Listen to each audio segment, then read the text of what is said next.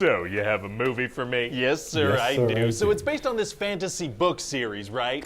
Which has sold a lot of copies. Oh, okay, Oh, sorry, I got bored by the money. word book there for a second, but I'm listening now. So what's this series about? Well, it's called Harry Potter, sir, and it's about this kid called Harry Potter. I understand completely. And so this evil wizard Voldemort tried to kill Harry and his parents when he was a baby, right? But not only did Harry survive, it seems like he killed Voldemort. Retaliatory babies are tight. Actually, he was like protected by the power of his dying mother's love. Oh, his mother's love is tight. I don't know about Okay. that sentence. I don't love how it sounded either, but I Okay. said it and there's no taking it back. So anyway, we're gonna meet this wizard Dumbledore, right? And he wants to leave baby Harry with his non-magical family, but he doesn't want to be seen doing magic in the suburbs. So what does he do? He does some magic in In the the suburbs. He suburbs. turns Of all the course he does. streetlights into flying magic balls and zips them down the street at him. I think walking down the street normally might have drawn less attention than the magic flying light balls. Maybe. So Dumbledore's gonna explain to these other wizards, Hagrid and Professor McGonagall, that Harry's gonna be famous in the wizarding world, so it's better for him to grow up away from all that. I guess that's better. So he's like, let's just leave Harry in an abusive family for a decade and then kind of spring all this on him when he's a 10-year-old. And that's better than growing up rich and famous. That's what Dumbledore's going with. So then Harry's about to turn 11 and he starts receiving letters from this magic school called Hogwarts where Dumbledore's the headmaster. Okay, But his family, they don't like him. They don't want him to read these letters. why not? Because they hate him so much they want to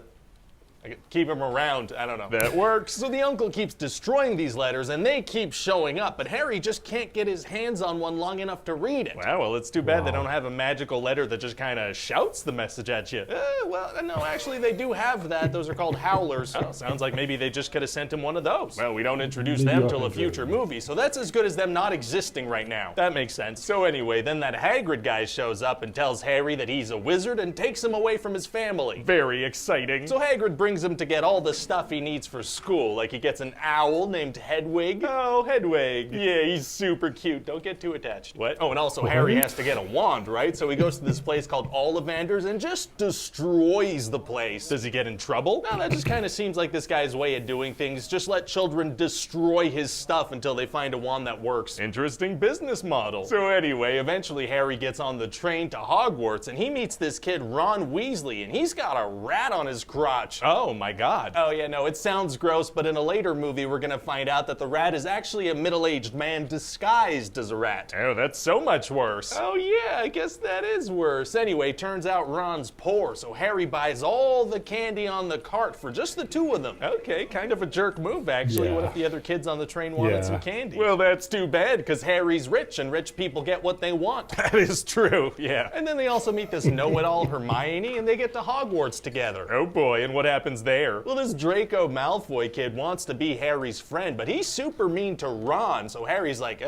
no thank you. Oh, okay, that's a nice move. Yeah, so he chooses to be friends with Ron instead, who's so mean to Hermione that she cries in a bathroom. Oh my god. So then all the new students get sorted into these 4 houses, going one on of which is just for the evil kids. Why would they have that? And then the school year begins. Wow, so what kind of stuff are they gonna do? Oh, just all kinds of life-threatening things. Oh, very dangerous. They also celebrate Christmas. Wizards celebrate the birth of Jesus Christ. Yeah, Even though a lot of his miracles are things they learn as 11-year-olds, turns out the wizarding world developed the same religious practices as non-magical people. So anyway, throughout the movie, they start suspecting that this evil-looking Professor Snape is after this magical stone. Oh, is it magical? Now, this freaking thing can make you immortal, and they see Snape doing kind of sketchy things, so they think he wants to bring Voldemort back to life. What kind of sketchy stuff? Like at a certain point, it seems like he's trying to make Harry fall off his flying broomstick, so Hermione sets him on fire. Holy, she just straight up murders a guy? No, just like his robe, it's okay. Oh, okay. But at the end of the movie, we're gonna find out it was actually was this some Professor Quirrell guy who over-exaggeration was trying there. to jinx the broom, and the fire made him lose his eye Sets him on contact. fire. Why didn't he just restart the jinxing after the fire was out? I don't know. Fair enough. So eventually they find out that the stone is actually in Hogwarts and a bunch of professors put spells to try to keep it safe. Okay. And so Harry and Ron and Hermione, they decide they need to stop Snape from getting getting it. So what are some of these challenges? Well, the first one is a giant three-headed dog that you need to get past to get into this little trap door in this little room. They kept a dog locked in a room for a full year? That's kind of messed up. No, it's not. Oh, okay. And then there are going to be a couple more, like a giant chess game where you have to sit on the pieces and you get attacked. Oh, Yeah, and so Ron falls from like 3 feet in the air, and then he's, you know, just kind of a big drama queen about it. Very Don't hit him dramatic. in So his now face. Hermione has to help Ron, and Harry carries on by himself. And how does that go? Well, he ends up finding Professor Quirrell standing in front of this mirror, trying to figure out how to get the stone out of it. Oh, okay. And then he reveals that he's actually had the Dark Lord Voldemort's face under his turban this whole time. Oh.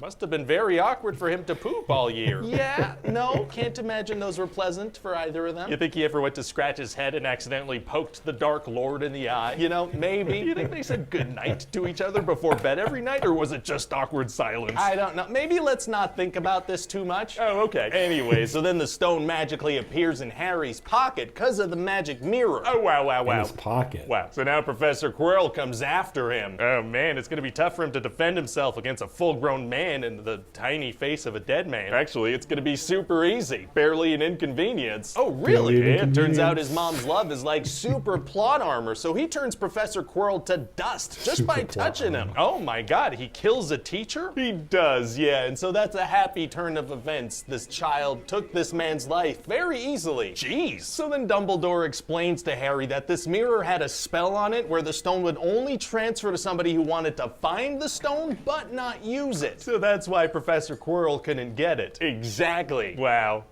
So all the other challenges were kind of unnecessary, huh?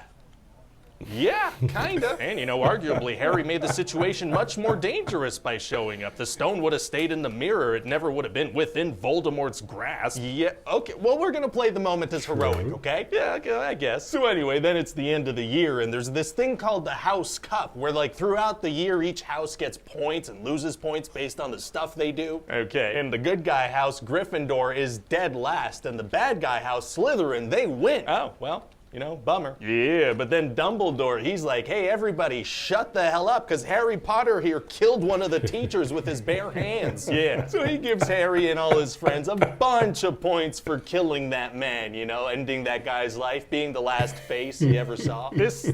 I imagine this is phrased better in the book. Yeah, I think, probably. All right. Oh, and also Dumbledore spoke with this guy, Nicholas Flamel, who was being kept alive by the stone, and he agreed to just die and let the stone be destroyed. Oh. Yeah, the guy's been alive for like 600 years, so he's like, yeah, okay, destroy the stone. I've lived long enough. Probably should have had that talk in the first place before storing the stone at Hogwarts and endangering all the students. Maybe. So then Harry gets on the train to go home and waves like a normal person. What are you talking about? The way he waves, it's perfectly normal. Okay, I mean, yeah, all right. So then that's it. What do you think? Well, you know, it sounds like a pretty good time. What's this first movie called anyway? Like, what's the full title? Harry Potter and the Philosopher's Stone. Oh, okay. And also Harry Potter and the Sorcerer's Stone, because that first one I said's kind of hard. Wait, what? Hi everybody, Ryan here. Hope you enjoyed that pitch meeting. Now some of you might be saying, hey, you already friggin' did a Harry Potter pitch meeting, you Yeah, jerk. And you that did. is true. Back in 2018, I made a single video covering the Compilation. entire Harry Potter franchise. And a lot of you have been asking for individual pitches for each movie, so I'm doing that. That's what's happening. Okay, bye. I'll see you soon. I miss you. Did he just say, miss you? I'm done. He said, bye, see you soon, I miss you. No, I'm done. No, I'm done. He said, I miss you guys. I'm done. Guys, guys, just do the YouTube stuff. You know what to do. Like, subscribe. I'm done. I miss you. I miss you guys.